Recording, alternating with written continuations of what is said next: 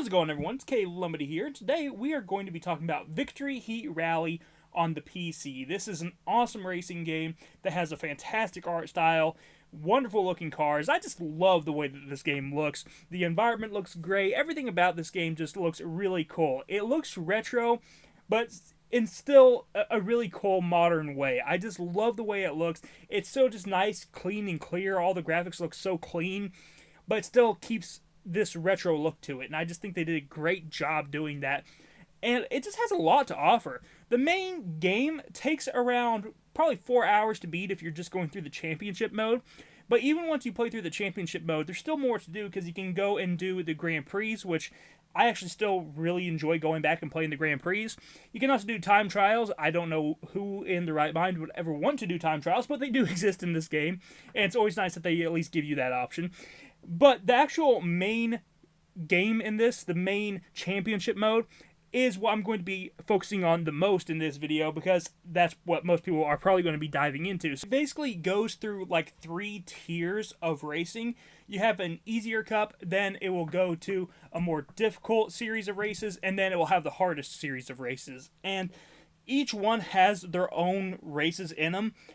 The only thing I would complain about is that while each cup has its own theme, I feel like they could have really dove into making each race themed for each cup, but they do kind of reuse some of the environments every now and then, and I wish they would just use new environments over and over and over again. I think that would have been really cool. But still, the environments that you get in this game are really good, and I like how many different ones that you get.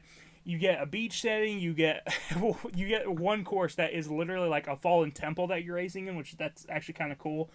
And you have another course where you're racing in the jungle. You have just a lot of really cool racing and just a lot of cool environments in this game. I love the racetrack design. I think that they are designed very well, especially for what this game focuses on, because this game really focuses on the drifting aspect of racing games. You really have to drift in this game if you want to win. I don't think you will win very many races if you are not drifting. Drifting gives you a big boost, and all the other cars in front of you are going to be drifting, so you really need to learn how to do that. And it's, honestly, it feels really good. The drifting in this game feels fantastic. Never had a single issue with that. Love the way it feels. But I know not everyone is into drifting racing games. However, I will say, even if you're not really into the racing games that require a lot of drifting, this one is really easy to learn, and I feel like it's pretty easy to dive into even if you're not a huge fan of drifting. So keep in mind, I think that this is still pretty newcomer friendly if you are looking for an arcade racing game that focuses a lot on the drifting aspect.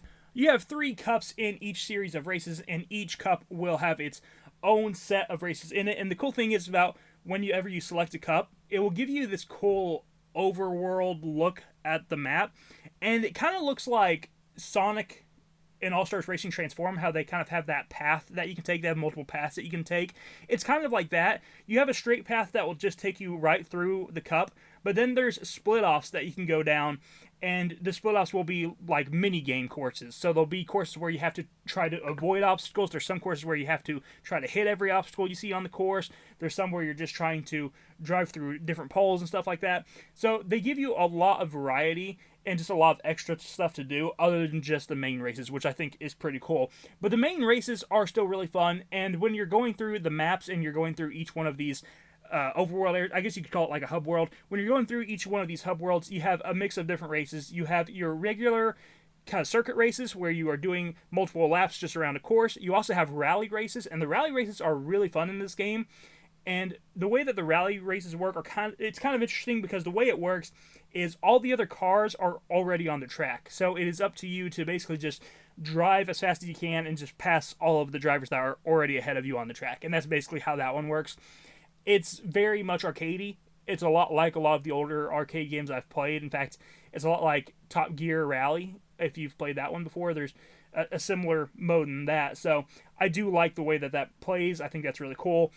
The circuit races are also really good like those. And then at the very end, it will combine all those races that you've played on into a cup, and you will have a rival that you are going against in every cup. And if you beat them, then it will unlock a one-on-one race that is essentially a boss fight race where you can unlock the character. And I actually really like the boss fight. I like how you both have health bars, and the health bar goes down for whoever is behind the leader. Like if you're in the lead, your opponent's health bar will start dropping slowly. I just think that is a really cool idea to actually have real health bars in a racing game. And I've seen some games do stuff similar to this. You know, in Sonic and All-Stars Racing Transformed, there's also these races where you are just kind of doing one-on-one races and trying to get ahead of your opponent. But I don't know, I feel like they really perfected it in this game, and they did just a great job of doing it.